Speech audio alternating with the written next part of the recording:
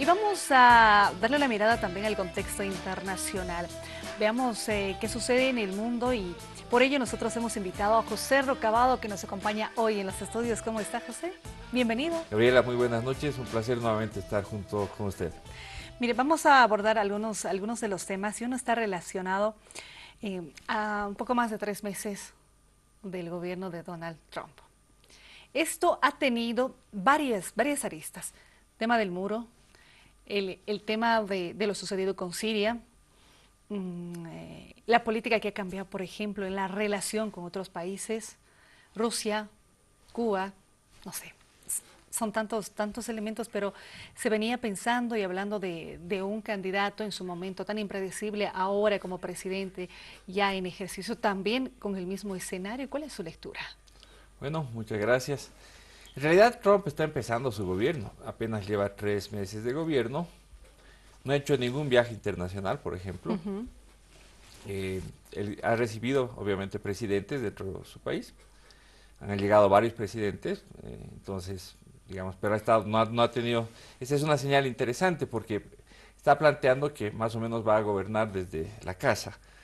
Y eso plantea muchas cosas, ¿no? En primer lugar, Trump está con una política de puerta, digamos, como puerta cerrada y no puerta abierta a nivel internacional. Pero como que dio esa lectura también cuando hacía su mensaje de candidato, ¿no? Vamos a Claro, claro, cuidar la frontera. claro, que justamente el paquete es completo. En primer lugar, lo que está buscando hacer es aislar hasta cierto punto. Ahora, aislar no quiere decir que no tenga contactos, sino reducir al mínimo. Por ejemplo, la relación con América Latina está muy reducida en este momento. Política Eh, migratoria en ello. No solamente política migratoria, han habido muy pocos contactos, apenas el presidente del Perú ha estado por allá, en fin, entonces ha habido una relación muy pequeña. Recientemente han viajado los dos expresidentes colombianos allá en estos días. Ujú. Entonces, la interacción todavía es limitada, ese es un tema importante. El otro tema es todavía no se conoce un programa diseñado que diga esta va a ser la política internacional hacia América Latina, por ejemplo. Entonces, no hay señales respecto a cuáles van a ser los trazos de la política exterior de Trump hacia Ujú. América Latina. Ha tenido más importancia temas, digamos, más casuales, como diríamos lo que ha pasado en Irán, en Irak, lo que ha pasado en, digamos, los conflictos aislados, Corea del Norte también, que ha sido un tema, digamos, de crisis, pero todo eso muestra una actuación fragmentada, no muestra todavía una señal de política exterior donde hayan criterios definidos, los temas, cuáles van a ser los temas centrales. No se ha producido todavía ese trabajo. Tampoco se ha presentado un documento que diga esta es la política para América Latina. Pero en ese contexto, José, hay que tomar en cuenta que Estados Unidos está mostrando como que una imagen dura en ciertos aspectos, nada amigable, y esto puede incidir en algunas relaciones o algunos bloques, me explico, por ejemplo, la Alianza del Pacífico o buscar desintegrar a bloques que se pueden conformar o consolidar en la región, en América Latina. Bueno, por ejemplo, está la Alianza del Pacífico que se hizo. Bueno, hay varios esquemas, pero hay uno que integraba a más o menos como 20 Ujú. estados, entre ellos Estados Unidos. Básicamente, APPT, Ujú. de sus siglas. Básicamente ese esquema ya lo ha dejado de lado. Entonces, ahorita lo que está haciendo Trump es lo que en los análisis de la política exterior norteamericana se conoce como el aislacionismo. Total, pareciera. Así es. Esto Pareciera. sería un Ah. neorelacionismo porque justamente Estados Unidos, sobre todo en el siglo XIX siguió una política aislacionista. O sea, no se metió en los grandes conflictos, nada. Se quedó con su política dentro de casa, con una política exterior, digamos, limitada, sin mayores ambiciones. En cambio, ya llegado el siglo XX, ha tenido una política no aislacionista, todo lo contrario. Eso le llevó a participar en los grandes conflictos, sobre todo en la Segunda Guerra Mundial, en la definición de la paz posterior a la Segunda Guerra Mundial, en la construcción de todas las instituciones de las relaciones internacionales europeas y del mundo en general, en toda la segunda mitad del siglo XX, y en los últimos años también se han venido viendo esos trazos. El problema de fondo es que me parece que Trump está pensando desde la política Ujú. interna el diseño o la actuación de la política externa. Entonces eso le está generando, le está limitando porque evidentemente la política interna está muy concentrada en reforzar. Por eso decía America First, es lo que Ujú. primero decían. O sea, que primero hay que resolver para Estados Unidos y después vamos a pensar para afuera. Entonces eso está repercutiendo en la actuación de la política exterior, que ha sido todavía bastante, digamos, limitada, sin muchas señales, han sido muy puntuales las actuaciones, no se conoce una política que diga vamos a ir por acá o por allá, no ha planteado líneas maestras como por ejemplo que van a, digamos, van a ser los ejes en las relaciones con ciertas regiones, por ejemplo se podría decir para América Latina va a ser reforzar el comercio internacional, por decir algo. Entonces eso ya sería, digamos, una propuesta, no hay esas señales. Eso se podría interpretar como un desinterés hacia América Latina. ¿Qué pasa con el resto del mundo? Con el resto del mundo tampoco tiene propuestas claras, no hay una definición, hay algunas iniciativas. Me da la impresión que el concepto de la política exterior que tiene es de una política de estar concentrada con contactos muy puntuales y sin diseños estratégicos muy grandes. Ese es más o menos el panorama que está planteando en este momento Trump. ¿Cómo ha evaluado la actitud, por ejemplo, o de el atentado en el bombardeo, los misiles en Siria? Bueno, eso sí tiene, eso sí es importante porque Siria, como sabemos, es un país estratégicamente clave porque primero, digamos, vamos a decir, es un centro donde se conjugan varias tendencias que se van construyendo en toda esa región del Asia y el Medio Oriente. Entonces, tener quien controla más o menos Siria, controla más o menos todo, es como el ombligo de esa región. Entonces, es muy importante. Eso ha generado que haya una cierta tensión, un equilibrio tenso, si se puede decir así, entre Estados Unidos y el actor de siempre, el actor clave de Siria, que es Rusia, y de alguna manera por detrás China. Entonces, ahí hay todo un problema que vamos a ir viendo. Pero lo que se trata ahora, lo que sí es una visión, digamos, sin que sea todavía una política consistente, que no hay señales de eso todavía, pero va por ahí, es que Estados Unidos quiere que Siria tenga un cambio. Y lo primero que están buscando es un cambio de presidente, que sacar a la Fasad y que haya elecciones y venga un nuevo presidente. Ese es el proyecto que están desarrollando. ¿Lo podrán, no lo podrán? Eso va a depender de cuál será la posición de Rusia, de China y en general de otros actores, incluso Israel. La posición de Bolivia, por ejemplo, ningún país es dueño del mundo. Y se debe resolver las controversias a través del diálogo, ¿no? Con el tema de armas químicas, armas nucleares. Y bueno, ya empezamos a hablar de estos términos con una imagen muy triste. O sea, me refiero a, estamos hablando eh, de la intervención, de los armamentos en Siria, del Estado Islámico, pero hay una otra cara que no la vamos sintiendo y es que las personas en Siria están siendo muy afectadas, están muriendo personas. Claro, hay 4 millones de refugiados, o sea, gente que ha salido de Siria, Ujú. es una población más o menos de 10 millones antes. Hay ya cerca de 1 millón de muertos, hay muchos niños huérfanos, hay mucha gente mutilada que ha quedado para, Ujú. digamos, con todas las limitaciones para el resto de su vida. Hay desplazados en varias partes. Hoy en día, con las nuevas corrientes que están haciendo, se están cerrando las puertas hacia las migraciones. La asistencia humanitaria está muy limitada, hay pocos recursos. Entonces ahí vemos un problema muy importante que, digamos, esos son los costos duros, crueles de estos conflictos. Sin duda. Voy a referirme también a las elecciones en Francia. Se viene Claro que este sí. fin de semana. José, aprovecho su participación porque se ha tenido un atentado, una persona Ujú. fallecida las pasadas horas, 11 candidatos, 4 favoritos y uno de izquierda entre los favoritos. Sí, bueno, el régimen, digamos, partidista francés es múltiple, son de muchas Ujú. corrientes. En general, en los últimos tiempos han sido partidos de centro derecha los que han estado dominando, digamos, el espectro político francés. Eh, Hoy en día, lo que está influyendo mucho a estos procesos electorales es un poco los problemas internos que hay en Francia. Hay algún nivel de desempleo, hay gente que quiere tener mayores opciones de participación, es una sociedad multicultural en muchos sentidos, es un país de muchas migraciones. Entonces, Francia lo que hace Francia es es uno de los países que marca las grandes tendencias de las políticas europeas. Si uno quiere ver hacia dónde va Europa, tiene que ver qué pasa con Inglaterra, qué pasa con Francia y qué pasa con Alemania. Esos tres países y Bruselas. Conociendo lo que está pasando en estos cuatro países, usted va a conocer perfectamente hacia dónde van las grandes tendencias. Hay un antecedente interesante, el Brexit. El Brexit significa la salida, el desacoplamiento del Reino Unido de la Comunidad Europea. Esa señal ha sido bastante dura, recién está empezando el verdad, ya formalmente. El impacto, ¿no? También. Claro, entonces eso ha mandado una señal dura. Sin embargo, la respuesta del conjunto de los otros países, de los presidentes de los otros países, fue mantener la unidad europea. Entonces, el problema no está tanto ahorita en si se va a fraccionar más o no.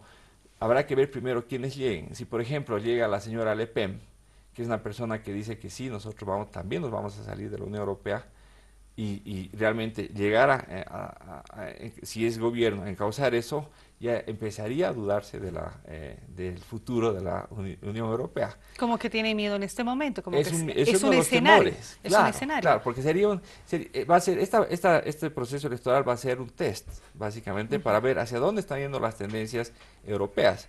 O se va a mantener la Unión Europea pese a que ya no está el Reino Unido, o la Comunidad Europea tiene la capacidad de, digamos, soportar cualquier tendencia.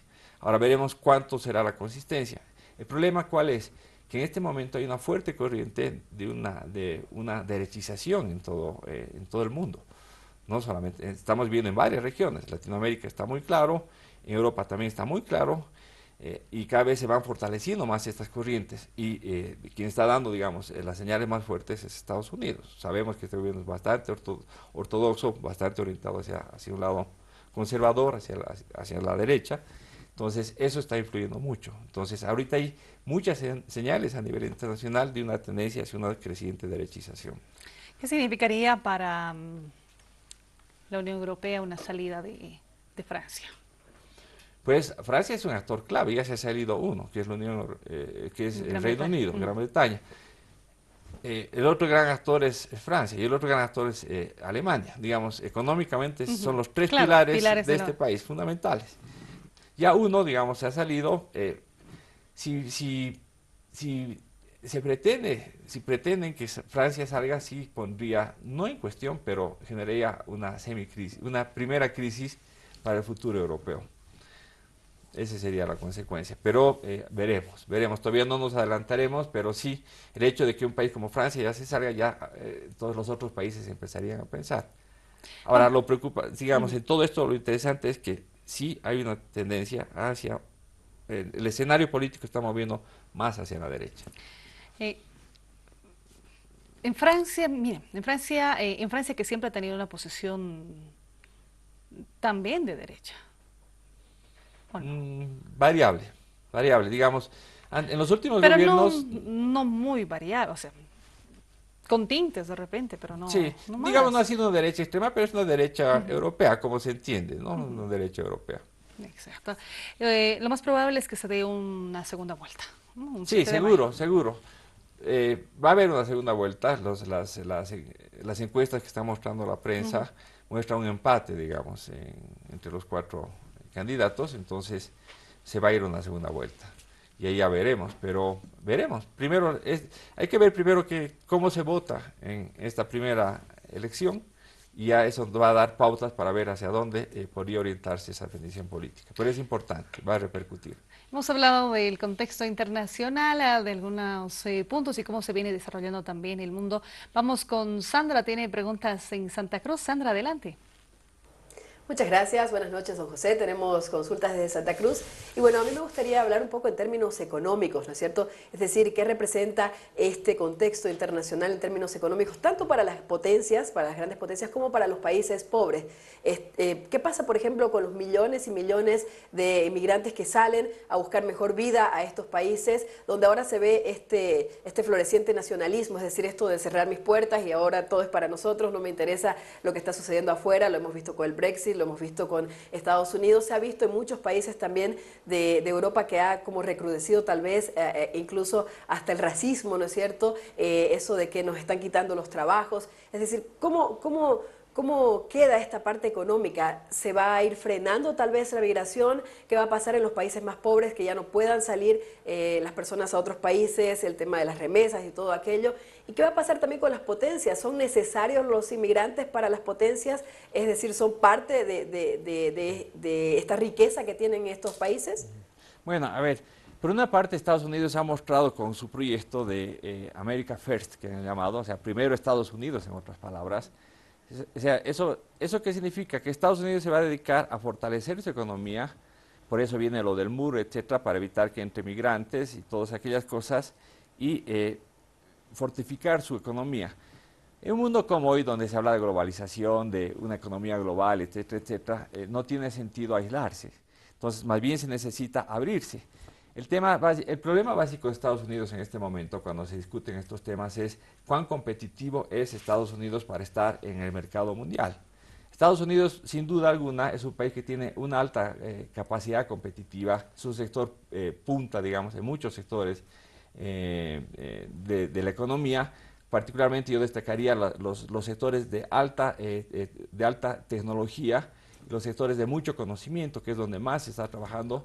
Y una cosa que últimamente también estuve revisando, Estados Unidos cada vez está entrando en la economía no contaminante. En este momento, por ejemplo, se decía que en California, por ejemplo, de 4 empresas que se crean, 3 están dedicados a empresas dedicadas hacia la economía verde, vamos a decir, no contaminante, y solo una con todo el concepto antiguo de la gasolina y digamos, los combustibles tradicionales. Entonces, ahí hay una señal, digamos, importante. Ahora, ¿cómo eso va a repercutir a nivel de la economía mundial? Bueno, si por ejemplo se entra esta posición aislacionista, seguramente puede haber una contracción en el comercio internacional. El hecho de que haya una contracción en el comercio internacional va a implicar ¿a qué? A que haya algún decaimiento en las economías de los países más importantes. Eso es, digamos, una consecuencia que podría darse si se toman medidas conservadoras, se minimiza el comercio internacional, pero a contrapelo hay que ver también que la economía internacional no solamente depende de Europa o Estados Unidos, también depende de China. Y hoy en día Asia es el sector donde está el mayor crecimiento, y en Asia no han habido ninguna señal para ralentizar el crecimiento económico. Entonces, si Asia, la economía asiática, se mantiene fuerte con una cabeza como es China, pero con economías como la de India y otros actores importantes económicamente, pienso que Asia se va a continuar consolidando como área de mayor crecimiento a nivel mundial, y seguramente van a ser los que van a permitir que no haya una asfixia, digamos, de la economía mundial. En los últimos años, por ejemplo, China, que ha crecido por 2 décadas, casi al 10% ha bajado en 2 puntos. Entonces eso muestra una señal de un relativo enfriamiento de la economía china y consecuentemente de la economía asiática. Pero eso no significa para nada una parálisis. El tema de fondo es, en este proceso, en esta economía que está en una transición de largo plazo en los modelos, digamos, en los alcances de las tecnologías, la pregunta clave es cómo eso va a repercutir para la creación de empleos hacia futuro, porque este tipo de economía, la economía, digamos, de alta tecnología, necesita mano de obra altamente capacitada. ¿Qué va a pasar con aquella mano de obra que no tiene alta capacitación? El tema del empleo es un tema fundamental cuando se hace este tipo de transformaciones a nivel internacional. China, de hecho, empieza a mover el escenario geopolítico y hace contactos ahora con América Latina. Y ahí voy a hacer relación, por ejemplo, al tren bioceánico, a cómo se está buscando este nexo con América Latina como potencia emergentes y como potencias, además, si hablamos de los países asiáticos que han ido moviendo el escenario económico en el mundo. Y eso va a continuar. China es ya una mega economía global, no hay duda alguna. China es una economía que depende mucho de muchos recursos, o sea, es un verdadero importador de distintos recursos, sobre todo naturales, de muchas partes del mundo. Tiene una economía tan desarrollada que está utilizando todos esos recursos para después de exportarlo con mucho valor añadido, que es lo que ha estado haciendo cada vez una economía más pujante y más rica. Entonces, China sin duda alguna es una economía del futuro. El problema de China tiene que ver con varios temas. Primero, es una economía que no tiene recursos naturales, entonces cada vez se ve más obligada a acudir al mercado mundial a conseguir esos recursos naturales. En esa lógica, por ejemplo, ha estado participando Bolivia. Hay varias exportaciones que están haciendo a China, pero no solamente Bolivia, toda América Latina ha estado exportando. El tema de fondo es cómo están haciendo sinergias estas grandes economías para mantener un crecimiento económico importante. Porque el desafío es, ya viendo la economía global, es cuáles son los detonantes para que una economía global se mantenga dinámica y pujante. Las políticas recesivas, contraccionistas, no contribuyen a eso. La propuesta que está haciendo Estados Unidos seguramente no va a ayudar mucho en ese camino. Pero Estados Unidos primero lo que han dicho es relanzar, fortalecer su economía para volverse a lanzar. Aparentemente eso es lo que dice, pero habrá que ver, no va a ser tan automático ni de tan corto plazo ese cambio. Yo creo que si quieren fortalecer les va a tomar, digamos, un tiempo. Ahora, eso no significa que Estados Unidos se aísle del todo. O sea, eso no quiere decir ese neoaislacionismo. Lo que quiere decir que Estados Unidos ya no va a asumir los gastos, digamos, los costos de llevar adelante grandes políticas. Estados Unidos no está muy dispuesto a liderizar, digamos, la locomotora del desarrollo económico global. Ese es el punto. Lo que está esperando es que otros actores participen en ese esfuerzo, para que el costo no sea solamente para Estados Unidos. Como que ya no hay lo unipolar, ¿no? No, multipolarismo, con economía, aunque no le guste a Estados Unidos. Claro, en la economía, pues aquí es el mundo de los negocios, la economía es el mundo de los negocios, entonces lo que van a buscar es ver cómo se puede producir, digamos, un mayor crecimiento a nivel global, cómo se pueden repartir los costos, porque ese es el problema, de cómo repartimos los costos para lograr estos objetivos de crecimiento. ¿Cómo traigo estos temas acá al escenario en Bolivia? Por ejemplo, vemos empresas interesadas de diferentes partes del mundo buscando inversión y negocios con Bolivia, con América Latina. O sea, hablar de Gazprom, hablar de varias empresas italianas, españolas, acá, con esa pretensión de invertir, y no solo aquí, sino también en América Latina, pues muestra ese cambio, ¿no? Ese cambio en el viraje. Y eso, para Bolivia, siempre bien, ¿no? Un punto a favor. Sí, yo estoy de acuerdo con todo eso. Lo único que podría añadir para esta parte es que en los contratos que se vayan a hacer hayan acuerdos de mayor participación tecnológica y no solamente de materias primas. Es decir, lo que se debería buscar en estos acuerdos que están haciendo es que que el aporte de estas empresas no solamente sea para venir a invertir y sacar recursos naturales, sino que den aportes y contribuyan a la creación de un nivel de desarrollo industrial o de otros sectores que vaya creando una base de desarrollo en Bolivia. El tema de la planta de litio, por ejemplo, que está en proyecto, no es simplemente para la extracción, es para implementarlo acá y que se quede aquí. Claro, está bien, pero el litio se lo tiene que exportar. Pero con el valor agregado. Claro, ahora que no sea un litio, digamos, plus, sino lo que se buscaría es un litio con ya, digamos, digamos con pequeñas, empacar, por ejemplo, hacer contratos conjuntos, donde se pueda armar un paquete tecnológico donde entre el litio y entran otros insumos. Eso da mayor valor. Si nosotros mantenemos nuestro nivel de participación solamente en la extracción de recursos naturales y la venta de recursos naturales como tal, va a pasar lo que ya desde hace 500 años se ha venido haciendo. Entonces, lo que hay que hacer, y en eso creo que ya se han dado pasos significativos, no estoy diciendo que no, hay pasos significativos, pero como ahora vienen más inversiones, hay que lograr que en esas nuevas inversiones este concepto se vaya fortaleciendo mucho más y se vaya creando mayor, digamos, desarrollo y con valor agregado, no solamente materias primas. Con el plus. José, ha sido un gusto conversar estos minutos. Muchas gracias. Muchas gracias, Gabriela.